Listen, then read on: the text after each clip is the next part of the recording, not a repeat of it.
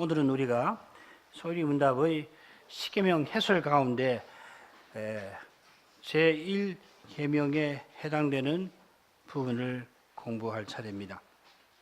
이미 말씀드렸는데 이 십계명 해설은 먼저 각 계명의 내용을 밝히고 이어서 해당 계명이 명하는 것과 또 금하는 것을 설명을 하고 마지막으로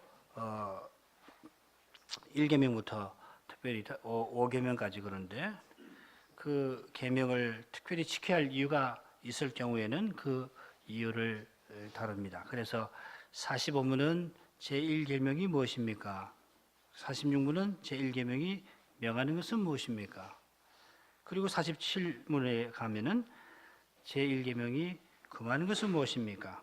마지막으로 48문에서는 제1계명에서 나 외에는 혹은 내 앞에서 라는 말씀이 우리에게 특별히 가르치는 것은 무엇입니까? 이렇게 질문을 던지고 각각 답하고 있습니다. 자, 그러면 먼저 45문으로 와서 1계명에 관해서 간단히 생각을 해보겠습니다. 45문 묻고 답하겠습니다. 제1계명이 무엇입니까?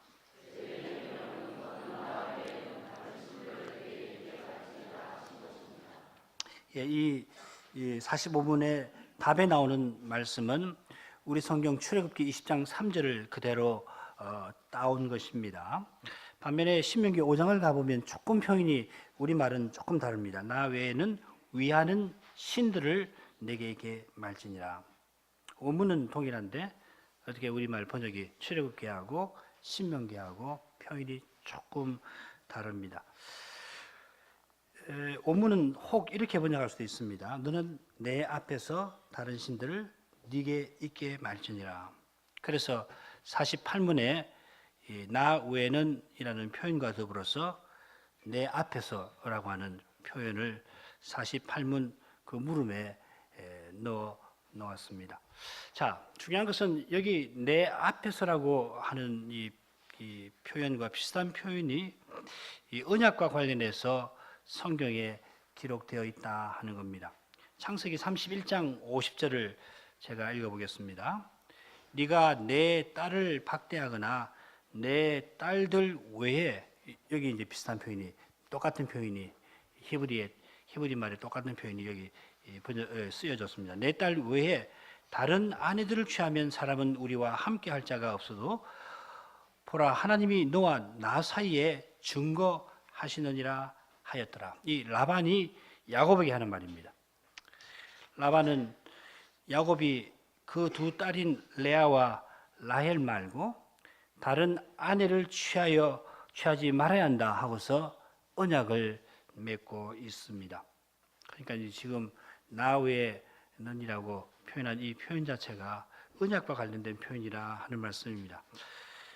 그래서 그 취지를 살려서 우리말 번역은 내 딸들 외에라고 적절하게 번역했습니다.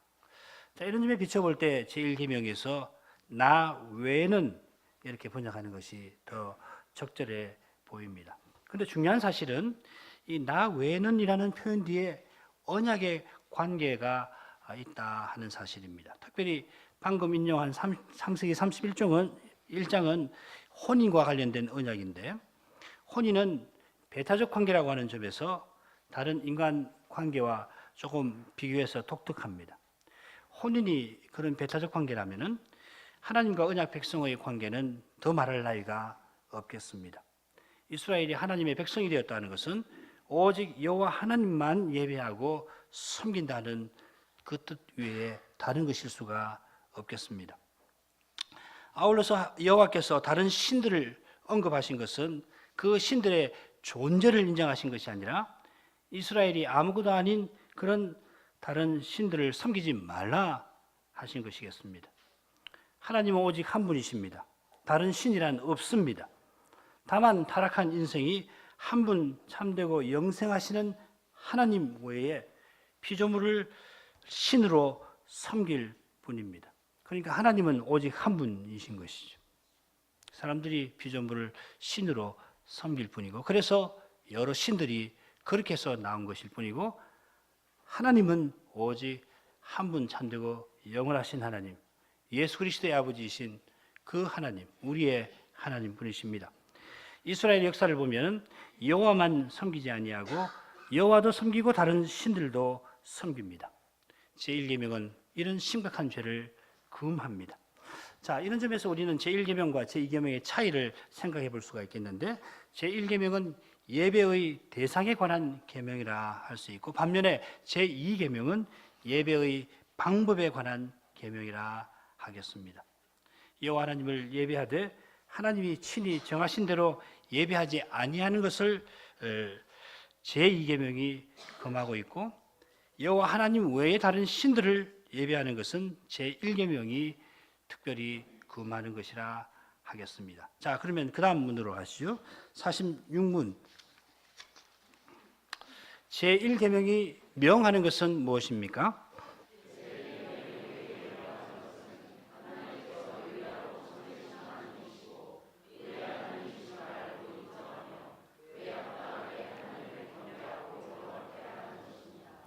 46문에서 두 가지 주제를 생각해 볼 수 있겠습니다. 제1계명이 명하는 것은 첫째로 하나님이 유일하고 참되신 하나님이시고 곧 우리의 하나님이심을 알고 인정하라 하는 것입니다.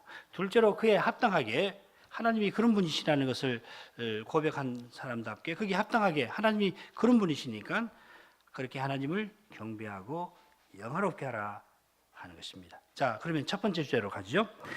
이미 십계명의 머릿말을 공부할 때 하나님이 우리의 하나님이시고 우리의 구주이심을, 구속자이심을 우리가 배웠습니다. 그런 분으로서 우리에게 계명을 베푸신다는 사실을 배운 것입니다.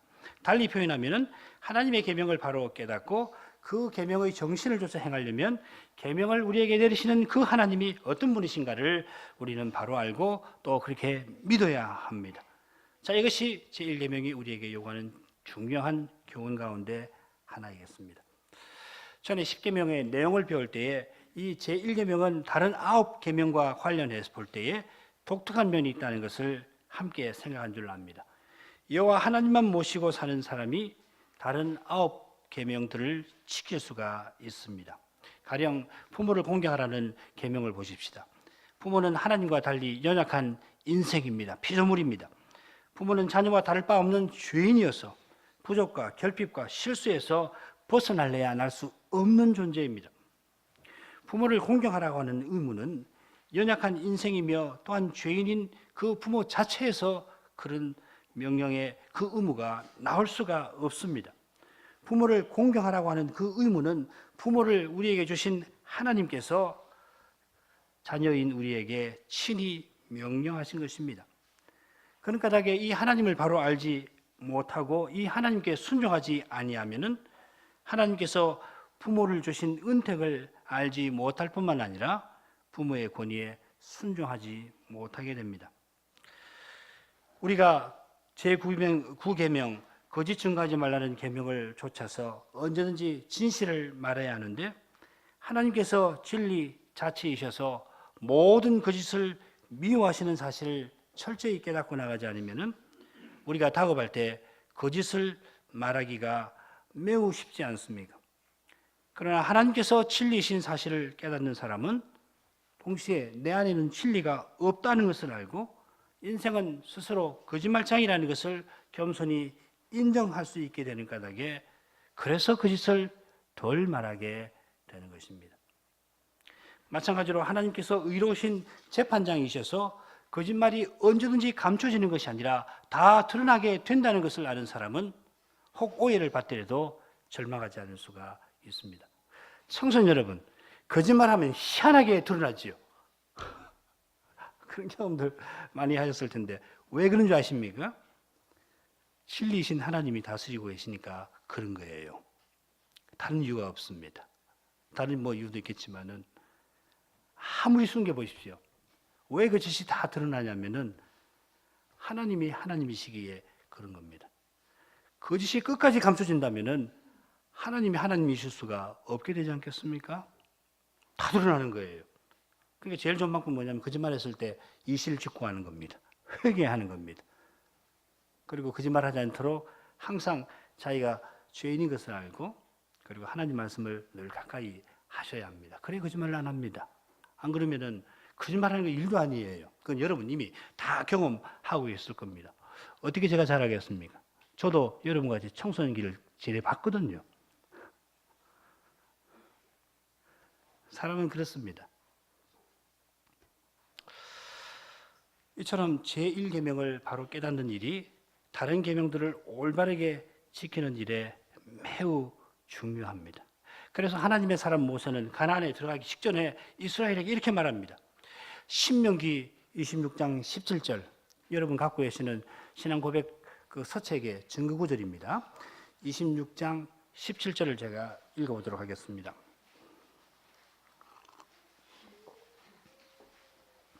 내가 오늘날 여호와를 내 하나님으로 인정하고 또 그 도를 행하고 그 규례와 명령과 법도를 지키며 그 소리를 들으리라 확언하였고, 이 말씀을 이해하려면 16절과 붙여서 읽어야 잘 이해할 수 있습니다. 16절 읽겠습니다. 오늘날 내 하나님 여호와께서 이 규례와 법도를 행하라고 네게 명하시나니 그런 정도는 마음을 다하고 성품을 다하여 지켜 행하라 했죠. 모세가 이 모압 평지에서 하나님의 규례와 법도를 이제 가나안에 곧 들어가게 되는 이스라엘에게 쭉 교훈하고 있습니다. 그래서 이 책 제목이 신명기라고 부르지요. 여기 신자는 다시라고 하는 뜻이 있습니다. 명자는 계명이라 하는 말이죠. 다시 명한 율법을 기록한 책이 됩니다. 영어 제목도 똑같습니다. 듀트로놈이라고 하는 말, 듀트로 하면 둘이라는 말이에요. 둘째라는 말입니다. 그리고 노미는 법, 율법이란 말입니다. 둘째의 법이라 하는 말입니다. 하나님의 사람 모세가 설교하는 방식으로 하나님의 이 율법을 다시금 길게 설명하는데 그걸 기록한 책이 이 신명기입니다.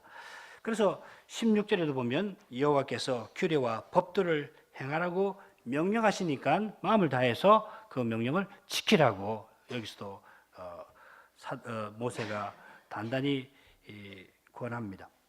이스라엘에게 이렇게 명령하고서 모세는 17절에 네가 여호와를 내 하나님으로 인정하고서 여호와의 도를 행하고 율법을 지키고 그분의 소리를 듣겠다고 너희들이 선언한 사실을 언급합니다. 바꿔 말씀드리면은 모세가 이스라엘에게 율법을 지키라고 다시금 명령을 하는 것은 이스라엘이 여호와를 우리 하나님으로 모신 터에서 하나님의 말씀과 명령을 우리가 순종하겠습니다 하고 서약을 한 까닭이라고 밝히는 겁니다. 너희들이 그렇게 서약하지 않았느냐?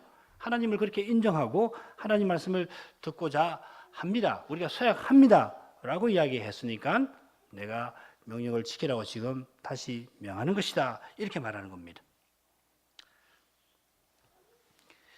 모세가 이런 서약을 언급한 의도가 무엇이겠습니까? 너희들이 서약했으니까 이제 서약을 지켜. 안 지키면 곤란해. 지금 압박하려고 그러는 겁니까? 자, 그 밑에 18절, 19절을 보십시다. 여호와께서도 네게 말씀하신 대로 오늘날 너를 자기의 보배로운 백성으로 인정하시고 또 모든 명령을 지키게 하리라 확언하셨은즉 여호와께서 너의 칭찬과 명예와 영광으로 그 지으신 모든 민족 위에 뛰어나게 하시고 그 말씀대로 너로 너의 하나님 여호와의 성민이 되게 하시리라. 이스라엘이 하나님 앞에 서약을 했는데 하나님도 이스라엘에게 약속하셨습니다. 첫째로 하나님께서 이스라엘을 자기의 보배로운 백성으로 인정해 주셨습니다. 이스라엘이 여호와를 자기 하나님으로 인정하기에 앞서서 하나님이 먼저 이스라엘을 나의 보배라, 이 셔굴라라고 하는 말인데 나의 보배라고 인정해 주십니다. 이게 출애굽기 19장 5절에 나오는 그 말씀이죠. 여호와 하나님이 열국 중에서 가장 작은 수요가 작은 이스라엘을 먼저 사랑하시고 그들을 자기 특별한 소유로 삼아 주셨습니다. 신명기 26장 19절이 바로 그 내용을 담고 있습니다. 특별한 소유로 삼는다는 뜻은 그들을 여호와의 성민, 거룩한 백성이 되게 하시겠다 하는 겁니다. 그러니까 우리를 압박하고 우리를 괴롭게 하려고 명령하거나 서약하게 하신 것이 아니라 복 주시려고 그와 같이 하시고 먼저 하나님이 이런 약속을 하신 것입니다. 출애굽기 19장 6절에서는 제사장 나라와 거룩한 백성이라고 표현을 했는데 결국 같은 내용입니다. 세상 나라가 되지 않고서 거룩한 백성이 될 수가 없지요. 우리가 제사장으로서 하나님께 나가야 하나님의 거룩하신 영광을 배웠고 그 영광으로 거룩한 백성으로 변화되는 겁니다. 예배로서 하나님을 가까이 하지 아니하고서는 아무도 거룩한 삶을 살 수 없습니다. 아니, 하나님을 가까이 하는 이것이 우리의 삶에서 가장 중요하다고 말씀드릴 수 있습니다. 우리가 하나님 뜻을 좇아 거룩한 삶을 살아가는 건데 그렇게 하는 것은 영원하신 하나님 안에서 안식하기 위함입니다. 하나님 안에서 영원한 안식을 누리지 못한다면 이 땅 위에서 우리 인생이 행하는 그 모든 일의 의미는 하나도 없게 되는 것입니다. 결국 그 의미가 사라지면은 인생의 모든 일이 수고와 슬픔밖에 되지 않는 것입니다. 그러나 하나님께 나아갈 때에 우리의 일이 의미를 얻고 그 일에서 참된 즐거움을 맛볼 수가 있습니다. 우리가 행하는 일 자체가 무슨 의미나 즐거움을 주는 것이 아닙니다. 소명을 조차 행할 때 하나님이 우리의 의미가 되시고 하나님이 우리의 즐거움이 되시는 겁니다. 청년 여러분, 학교에서 새학기가 되어서 이제 공부하려면 무척 고되실 텐데 여러분이 만일 점수나 학점 자체에서 의미나 즐거움을 찾으려고 한다면 곧 실망하고 말 겁니다. 점수나 학점을 통해서 이 사회에서 선망하는 직업 얻으려고만 한다면 그것을 얻으려고만 한다면 그러면 조금 더 지나서 그 직업 활동에서 금방 허망함을 느끼게 될 겁니다. 그러나 하나님 안에서 안식하고자 한다면 혹 원하는 만큼 점수를 얻지 못했을지라도 혹 남들이 선망하는 직업을 얻지 못하고 흔히 말하는 평범한 직업을 얻게 될지라도 하나님을 가까이 하는 그 사람은 하나님 안에서 참된 기쁨과 보람을 틀림없이 누릴 수가 있겠습니다. 그것이 거룩한 삶을 살아가는 증거이고 그 거룩한 삶의 열매이기도 합니다. 참된 즐거움이 있어야 해요. 참된 즐거움, 의미가 있어야 합니다. 내가 인생으로 살아가는 보람을 거두어야 합니다. 그게 바로 소명을 이룬다는 뜻하고 같은 겁니다. 하나님께서 이스라엘을 자기 보배로 삼아서 그 어떤 백성도 바랄 수가 없는 그런 거룩한 백성으로 세워주시겠다고 했는데 그렇다면 이스라엘이 어떻게 하나님을 우리 하나님으로 모시지 않을 수가 있겠습니까? 마찬가지로 하나님이 독생자를 내어주시기까지 우리를 위하는 분이 되어주시겠다 하시는데 어떻게 우리가 하나님 백성 되는 것을 부끄러워할 수가 있겠습니까? 우리가 부끄러워하는 것은 하나님이 어떤 분이신지 몰라서가 아닙니까? 하나님 사랑이 얼마나 크신지를 제대로 맛보지 못해서가 아닙니까? 부모님의 사랑을 참으로 깨달은 자녀라면 부모님의 직업을 부끄러워하지 아니하고 오히려 누구보다 고되게 일을 해서 나를 키워주신 그 사랑에 감사하지 않아요. 그런 부모님을 오히려 자랑스럽게 여깁니다. 하물며 하나님이 어떤 분이시며 게다가 그렇게 거룩하신 하나님이 이 못난 나를 사랑해 주시는 것을 깨닫는 사람이라면 하나님을 자랑하고 하나님을 감사하지 않을 수가 없을 겁니다. 이런 심정으로 우리가 하나님의 계명을 대해야 계명의 정신을 바로 알고 그 정신을 좇아 계명에 순종할 수 있게 되는 것입니다. 순종하면 할수록 우리는 늘 하나님 앞에 송구한 마음을 품게 됩니다. 하나님 사랑은 이렇게 무한하신데 우리의 순종은 너무도 보잘것없는 까닭입니다. 하나님 은혜는 헤아릴 수 없이 큰데 우리의 삶은 너무도 초라한 까닭입니다. 그런 까닭에 우리의 지상의 삶은 회개하는 삶이 되지 않을 수 없습니다. 우리가 거룩한 삶을 살아간다는 것은 겸손히 회개하며 살아가는 것입니다. 내가 하나님의 계명을 순종했다. 내가 하나님의 뜻을 이루었노라. 내가 무엇을 행하였노라. 하고서 결코 자랑할 수가 없는 겁니다. 하루를 살면 그만큼 우리는 그리스도를 의지하지 않을 수가 없게 되는 겁니다. 오직 은혜는 사변적인 이념이 아니라 가장 현실적인 고백이 되지 않을 수가 없는 것입니다. 결국 하나님의 사람 모세가 계명을 지키라고 명령하면서 이스라엘 백성들에게 이런 마음을 품도록 촉구하였습니다. 모세 자신이 그런 마음을 품고 살았다는 것을 우리는 그의 시에서 잘 알고 있습니다. 시편 90편 13절을 읽습니다. 여호와여 돌아오소서. 언제까지니까 주의 종들을 긍휼히 여기소서. 지난 주일 오전에 배운 것처럼 코라의 반역이나 그 다음날 백성들의 원망이 있을 때에 모세는 그저 하나님 앞에 엎드릴 뿐이었고 그분의 긍휼을 자기 백성을 위해서 하나님의 긍휼을 구할 뿐이었습니다. 이런 겸손한 사람이 하나님의 계명을 준행할 수가 있습니다. 계명을 준행할 수 있는 그 능력이 자비하신 하나님에게서 그에게 임하는 까닭입니다.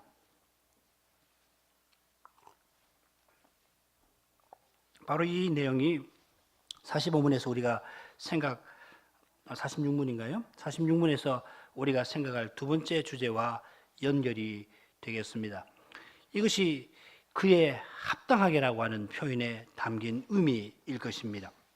하나님이 유일하고 참되신 하나님이시고 우리의 하나님이신데 그 하나님의 거룩하심에 합당한 태도를 우리가 취해야 하는 것입니다. 증거구절 시편 29편에서 나왔습니다. 시편 29편 2절입니다. 여호와의 이름에 합당한 영광을 돌리며 거룩한 옷을 입고 여호와께 경배할지어다. 지금 시인이 누구에게 이 명령을 하느냐면 1절에 나오는 존재들에게 명령합니다. 1절에 보면 너희 권능 있는 자들아 하고서 쭉쭉 명령을 해나가는 거, 영광을 여호와께 돌리라 하는 겁니다. 이 영광 있는 자가 누구인가 정확하게 알기가 어렵습니다만은 그야말로 이 세상에 심는 사람들인가 아니면 천상의 존재인가 뭐 혹은 다른 신들인가? 다른 신들은 아닐 거예요. 둘 중에 하나일 텐데 시편 29편 3절부터 10절까지 기록된 거기 나타난 여호와의 권능을 보면은 그들이 하늘의 천사이건 세상의 군왕이건 상관없이 영광과 권능을 여호와께 돌리지 않을 수가 없습니다. 3절 4절을 보면은 영광의 하나님께서 많은 물들 위에 계셔서 그것들을 다스리십니다. 이 장면은 태초에 하나님이 깊음의 물들을 명령하셔서 거기서 아름답고 질서 있는 땅이 창조되도록 하신 일을 연상시킵니다. 아울러서 여러 성경 말씀에서 확인할 수 있듯이 이사야 혹은 시편 93편 나오는 것처럼 여기 많은 물들은 열방을 상징할 수 있습니다. 하나님은 열방을 통치하시는 분이십니다. 5절부터 9절까지에서는 여호와께서 피조세계를 다스리시는 분으로 묘사합니다. 재미있는 아름다운 구조로 되어 있는데 5절에는 나무들 그리고 6절에 가면 짐승들 그리고 7, 8절은 광야 그리고 9절 상반절에는 다시 짐승들 그리고 9절 하반절에는 나무들이 나옵니다. 요컨대 하나님께서 온 피조물을 다스리신다 하는 뜻이겠습니다. 여호와께서 모든 피조물을 다 다스리시는데 그러니까 하나님의 전에서 모든 것들이 말하기를 영광이라 하고서 찬송을 드립니다. 하늘의 성전에서 하늘의 성전에 있는 모두가 영광이라 하고서 하나님을 찬송합니다. 그리고 다시 10절 가면 물의 이미지가 나옵니다. 이번에는 홍수가 나옵니다. 여호와께서 홍수 위에 좌정해 계십니다. 3, 4절에는 많은 물들 위에 계시는데 여기서는 홍수 위에 좌정하시는 분으로 나옵니다. 여기 홍수라는 말은 성경에 이곳 외에 노아 홍수를 표현할 때만 이 표현이 나옵니다. 특별히 창세기 6장부터 11장에 이 용어가 집중해서 나옵니다. 그러니까 이 홍수는 노아 홍수라고 보는 것이 가장 자연스럽습니다.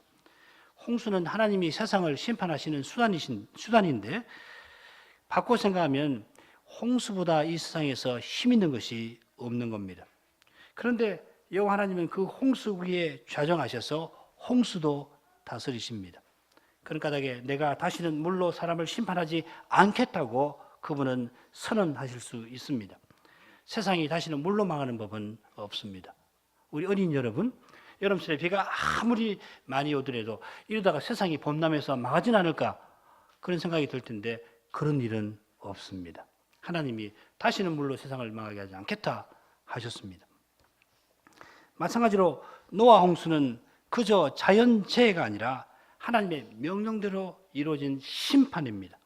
그래서 이 시편 29편을 보면 하나님의 여호와의 소리라고 하는 표현이 계속해서 반복해 나온다는 것을 알 수가 있을 겁니다. 모두 7번 나옵니다. 3절에 2번 나오고 그리고 4절, 5절, 7절, 8절, 9절에 여호와의 소리가 7번 나옵니다. 무슨 뜻입니까?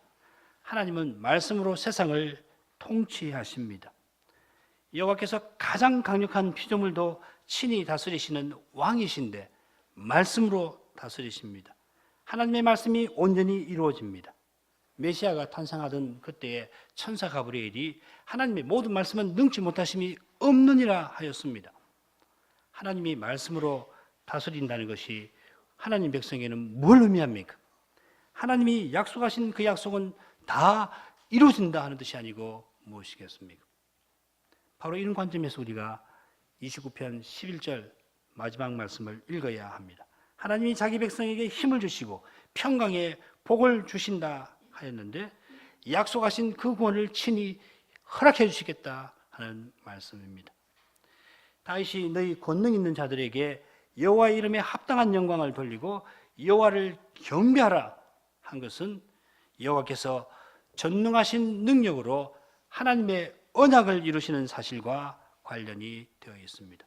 하나님이 가장 크신 능력으로 가장 위대한 능력으로 만사를 다 다스리시고 그리고 그 동일한 능력으로 우리의 구원을 이루어 가십니다. 우리에게 약속하신 그 일을 이루시려고 지금도 만사를 친히 경영하십니다. 우리 눈앞에서 혹 하나님 말씀과 어긋나게 일들이 이루어져 가는 것 같고 하나님의 약속이 우리가 보기에는 영영 이루어지지 않을 것 같이 우리 형편이 점점 펼쳐져 간다 할지라도 그러나 바로 그 형편 위에 하나님은 좌정하셔서 친히 그 약속을 이루고 계시고 그래서 우리를 두렵게 하는 우리 마음을 염려와 슬픔으로 가득하게 만드는 바로 그런 일들이라도 하나님의 약속을 이루는데 쓰임이 되도록 하실 것입니다. 청년 여러분, 21세기 무한 경쟁 사회에서 어떻게 뭘 먹고 살 것인가? 어떻게 살 것인가? 막막하십니까? 그보다 더한 염려가 혹시 여러분의 마음을 뒤흔들고 있습니까? 청소년 여러분, 혹시 새학기가 되어서 까다로운 선생님이나 그분을 만나가지고서 내가 1년 동안 이 학교 생활을 어떻게 제대로 할 수나 있을까? 혹시 그런 염려 들고 있습니까? 여러분이 믿는 하나님은 노아 홍수 위에 좌정하시는 하나님이십니다. 여러분이 어려운 현실에서도 이 하나님을 믿고 의지하고 나간다면 하나님이 여러분을 틀림없이 지켜주실 겁니다. 우리 주님이 무엇을 먹을까 무엇을 마실까 염려하지 말라 하셨습니다. 우리를 위하여 이 그리스도를 내어주신 하나님이 우리에게 필요한 것을 다 하실 뿐만 아니라 사실 그 모든 필요를 지금 이 순간에도 우리에게 채워주고 계십니다. 우리가 믿음으로 이 어려운 현실을 이기고 나갈 때 매주일 그 거룩하신 이름에 합당한 영광과 찬송을 돌릴 수가 있겠습니다. 어려운 현실에 짓눌리는 그때 하늘 성전에서 모든 것이 찬송하기를 영광이로다 하고서 하나님을 찬송하는 그 사실을 기억하시기를 바랍니다. 이 땅 우리는 눈에 보이는 것이 전부니까 눈에 보이는 이 현실에 매이기 쉽습니다만은 믿음으로 예배에 나와서 그 하늘에서 모든 것이 영광이로다 하고서 찬송하는 그 사실을 기억하시고 바로 그 찬송에 참여할 수 있게 해 주실 것을 기도하시기를 바랍니다. 그러면 하나님께서 틀림없이 여러분 마음 안에 찬송할 마음을 일으키실 텐데 그런 마음이 일어나도록 하나님께서 친히 그 영광을 여러분의 삶에서 그 영광을 볼 수 있도록 만들어 주실 겁니다. 시편 50편 15절입니다. 환난 날에 나를 부르라. 내가 너를 건지리니 네가 나를 영화롭게 하리로다. 하나님께서 어려운 현실에서 힘들어하는 우리를 친히 건져서 우리로 하여금 하나님의 영광을 찬송하게 만들겠다 하셨습니다. 그렇게 만들어 줄 테니 나를 부르라 하십니다. 우리가 한낱 죄 있는 피조물임을 알고 겸손한 마음으로 하나님의 이름을 부를 때 우리로 하여금 그 이름에 합당한 찬송을 부를 수 있게 해 주실 겁니다. 이제 47문으로 가서 제1계명이 금하는 것을 조금 살펴보십시다.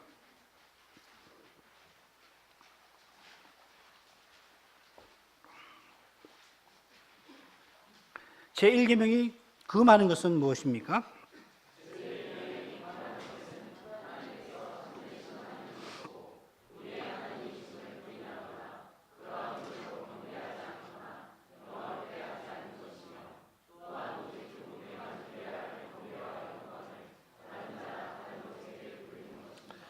일계명이 금하는 것은 일계명이 명하는 것과 딱 붙어 있습니다. 그래서 역시 두 가지 주제로 살펴볼 수 있겠는데, 첫째로 하나님께서 참되신 하나님, 우리의 하나님이심을 부인하는 일을 제1계명은 금합니다.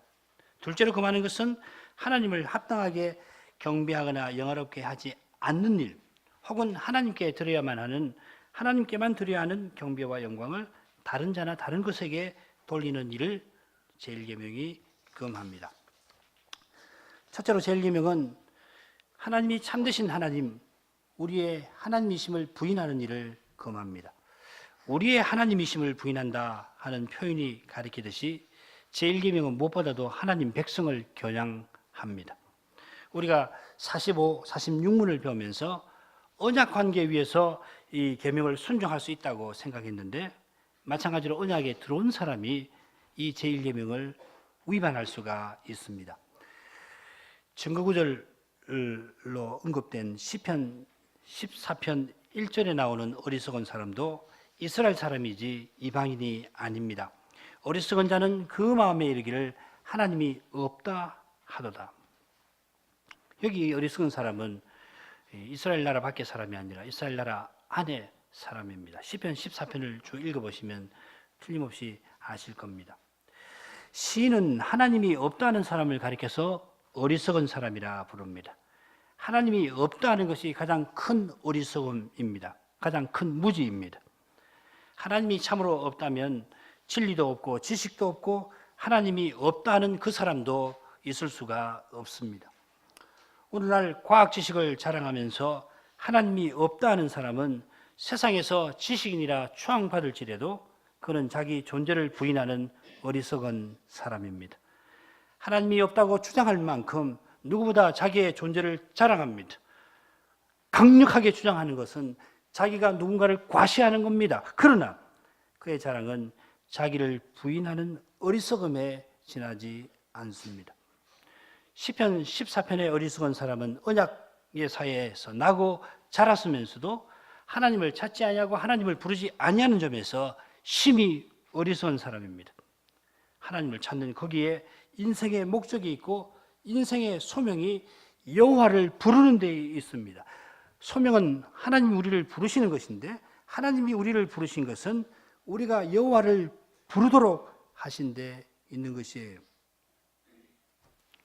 예배가 우리 소명을 이루는 가장 중요한 방편입니다. 우리가 모든 일에 여호와를 아뢰고 여호와의 도움을 범사에 구하도록 하셨습니다. 이것은 우리가 여호와 하나님께 노예처럼 의존하는 것이 아니라 자녀가 사랑하는 아버지를 대하듯이 하나님을 대하는 것입니다. 우리가 구하는 것은 무슨 물건이 아니라 우리를 돌아보시는 하나님의 사랑입니다. 그처럼 하나님을 찾는 사람은 어려운 현실에서도 흔들리지 아니합니다. 그 현실에서 하나님이 그를 붙드시는 까닭입니다. 하나님이 없다는 사람들이 자기 힘과 꾀로 하나님 백성을 떡 먹듯이 먹고 가난한 자들의 계획을 번번이 무너뜨리니까 하나님을 사랑하는 사람들, 이렇게 힘없이 당하는 사람들은 하나님이 기뻐하시는 일을 이루기가 참으로 어렵고 또 말씀을 조차 보복하지 아니하는 까닭에 힘없고 어리석은 사람처럼 당하기만 합니다. 그러나 하나님은 의인의 세대에 계시고 가난한 자기 백성에게 피난처가 되십니다. 시편 14편 6절을 보면은 악한 자들이 가난한 신자의 계획을 부끄럽게 만든다 했는데 그 현실 가운데에서 하나님이 피난처가 되심을 우리는 잘 알 수 있습니다. 틀림없이 하나님이 기뻐하시는 뜻을 이루고자 하는데도 오히려 악한 사람들이 그 뜻을 무산시키려고 하니까 하나님 뜻을 이루어 나가려고 하는 신자의 마음은 얼마나 어렵고 슬프고 답답하겠습니까? 하나님 뜻을 확신하고 이루려고 하는데 이루어지지 않습니다. 악한 사람들이 이걸 자꾸 무산시켜버리니까. 그리 답답하고 괴롭고 슬픈데 그 현실 가운데에서 하나님이 친히 피난처가 되어주시는 겁니다. 물론 원하시는 때에는 그 뜻이 기뻐하시는 뜻이 온전히 이루어지기도 하시고 그렇게 해서 피난처가 되시겠습니다마는 그렇게 되기 전이라도 하나님은 자기 백성에게 피난처가 되시는 거예요. 슬퍼하면서도 하나님을 찾게 하시는 거기서 피난처가 되어 주시는 것입니다. 우리가 하나님을 찾는다는 것은 이런 것입니다. 마찬가지로 악인에게 두려움이 갑자기 밀어 닥칠 겁니다. 5절에 저희가 거기서 두려워하고 두려워하였다 하였습니다.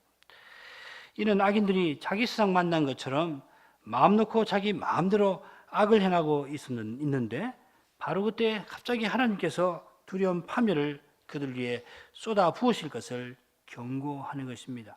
그래서 저희가 거기서 두려워하고 두려워하였다 하였는데 시인이 이렇게 확신하는 그 근거가 무엇입니까? 그것은 하나님이 의인의 세대에 계심이로다 하는 말씀에 있습니다. 당장에는 의인들이 악한 사람들의 강한 힘과 악한 꾀에 무력하게 당합니다마는 이 연약한 의인들은 외롭지 아니하고 하나님이 그들과 함께 하시는 것입니다. 하나님이 그들과 함께 하신다면 분명한 사실은 뭡니까? 하나님께서 의인을 괴롭게 하는 악인을 틀림없이 심판하신다는 것입니다. 그 심판에 두려운 것은 특별히 악인들이 평안하다고 자고할 그때에 갑자기 심판이 임하는 데에 있습니다. 이 거룩하신 하나님만 모시고 사는 신자는 시인과 같이 굳은 확신을 품고 살아갈 수가 있겠습니다. 당장에 어렵다고 해서 그 어려움을 피하려다가 사람의 힘과 꾀를 의지하면 결국은 제1계명을 위반하고 말 것입니다. 당장 죽을 것 같은 때라도 하나님만 의지하고 하나님 말씀만 붙들고 나가는 것이 1계명을 순종하는 것입니다. 게다가 하나님은 얼마나 사랑이 많으시고 우리가 심히 연약한지를 또한 얼마나 그분은 잘 알고 계십니까? 하나님은 우리가 감당할 짐 밖에는 지우지 아니하십니다. 그리고 감당할 힘도 아울러 주십니다. 마찬가지로 당장에 억울한 일을 당했더라도 자기 힘으로 억울함을 풀려고 할 것이 아니라 하나님께 나가 그 심정을 다 토로하고 그 전능하시고 자비하신 손길을 붙드는 것이 지혜로운 일입니다. 둘째 주제는 첫째 주제와 연결되겠습니다. 우리가 우리의 힘으로 어려운 현실을 타게 하려 하거나 우리 꾀로 보복하려 한다면 하나님께 경배와 영광을 정당하게 돌리지 아니하는 것입니다. 이 일이 얼마나 어려운지 교회 여러분은 이미 잘 알고 계실 겁니다. 우리가 어려운 현실에 처할 때 얼마나 신속하게 하나님께 나가는가 생각해 보면은 우리가 참으로 하나님을 철저히 의지하지 아니한다는 것을 금방 알게 됩니다. 어려운 때라도 먼저는 우리의 힘과 지혜로 그 어려움을 해결해 보려고 하는 마음이 얼마나 우리에게 많습니까? 그러니 형통할 때 우리의 마음이 얼마나 교만해지기 쉬운지 굳이 말씀드리지 않아도 잘 알고 계실 것입니다. 제1계명을 온전히 순종하려면 무엇보다 우리 자신이 누구인지를 말씀에서 깨달아야 하겠습니다. 하나님 말씀에서 그리스도를 늘 터득해 나가야만 제1계명을 바르게 순종할 수 있는 길이 우리에게 열릴 것입니다. 주님이 말씀하셨습니다. 사단아 물러가라 기록되었을 때 주 너희 하나님께 경배하고 다만 그를 섬기라 하였느니라. 잘 아신 대로 사단이 예수님에게 천하만국과 그 영광을 보여주면서 자기에게 경배하면 이 모든 것을 주겠다 할 텐데 주님께서 아버지의 말씀을 조차 사단의 시험을 물리치셨습니다. 이 말씀에서 우리는 예수님께서 어떤 심정과 태도로 살아가셨는지를 잘 배울 수가 있겠습니다. 주님은 아버지의 말씀을 좇아 사셨습니다. 아버지를 순종하는 데서 참된 즐거움을 누리셨습니다.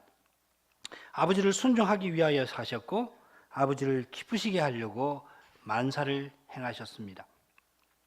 이런 심정과 태도로 제1계명을 온전히 이룰 수 있습니다. 그러므로 우리가 믿음으로 그리스도 안에 있지 아니하면은, 그리스도로 행하지 아니하면은 제1계명이 금하는 일을 우리가 하지 않을 수가 없을 겁니다. 우리 모두가 지상에서 살아온 세월만큼 제1계명을 위반하였다고 겸손히 고백하지 않을 수가 없습니다. 우리가 얼마나 하나님을 사랑했는지 자문할 때마다 하나님 앞에서 우리가 고개를 들 수가 없습니다. 우리가 얼마나 아버지의 영광을 추구했는지 질문할 때마다 사람의 영광을 추구했던 이 지난 사실들이 마치 파도처럼 우리에게 덮쳐옵니다. 주일마다 하나님 앞에 나와서 얼마나 받으실 만한 예배를 내가 드렸는가 생각하면 그리스도 공의 없이는 나는 이미 망하고도 남았겠다 고백하지 않을 수가 없는 것입니다. 우리 스스로는 이런 존재인 것을 깨닫는 그 사람이 제1계명을 온전히 지킬 수 있는 길을 찾게 될 것입니다. 그는 겸손한 마음으로 그리스도를 바라볼 것입니다. 그리스도는 제1계명을 위반하여 심판받아 마땅한 이 나를 대신해서 십자가에서 형벌을 친히 감당하셨습니다. 또한 하나님을 순종하는데 이렇게 무력한 나를 위하여 제1계명을 온전히 순종해 주셨습니다. 이 그리스도를 전심으로 믿고 의지하는 사람은 그리스도 안에서 제1계명을 온전히 지킬 지혜와 힘을 항상 발견할 수가 있게 될 것입니다. 그리스도를 이렇게 전심으로 믿고 의지하는 사람은 48문의 대답을 기꺼이 받아들일 수가 있을 것입니다. 48문 제1계명에서 나 외에는 혹은 내 앞에서라는 말씀이 우리에게 특별히 가르치는 것은 무엇입니까?